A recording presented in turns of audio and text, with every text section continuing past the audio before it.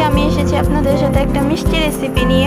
প্রথমে 1 কাপ পানি দিয়ে ফুটিয়ে নেব, তারপর এর মধ্যে অ্যাড করব পরিমাণ মতো চিনি।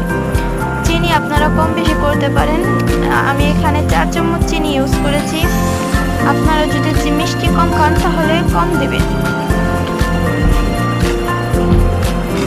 চিনি দিয়ে এখন আমরা ফুটিয়ে নেব পানিটা। পানিটা ফোটানো হয়ে গেলে এখানে 1 কাপ দুধ অ্যাড করব।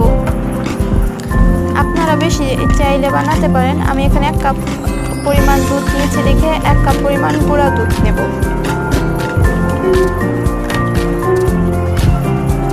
গুঁড়া দুধ কম বেশি করা যাবে না, 1 কাপ পরিমাণ দিলে পারফেক্ট।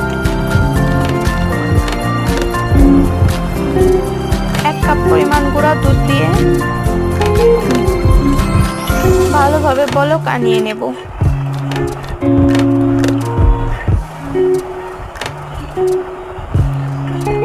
নেড়ে নেড়ে সব মিশিয়ে দিতে হবে যেন গুঁড়া দুধটা লেগে না যায়।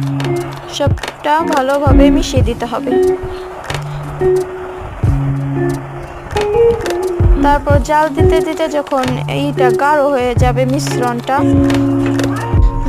গাঢ় হয়ে আসলে, গাঢ় হওয়ার পর এটা ভালোভাবে নেড়ে নেড়ে এদিক থেকে ওদিক থেকে সব করে দিতে হবে।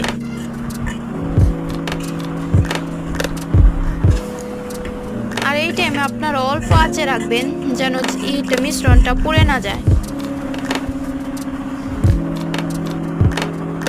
তারপর 1 ঘন্টার জন্য ফ্রিজে রেখে দেব।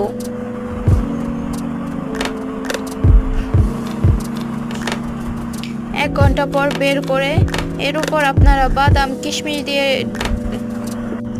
সার্ভ করতে পারবেন। এটা মেহমান আসলেও আপনারা বানাতে পারেন, আবার বাসার বাচ্চারাও খুব পছন্দ করবে এই খাবারটা, খুবই মজা হয়।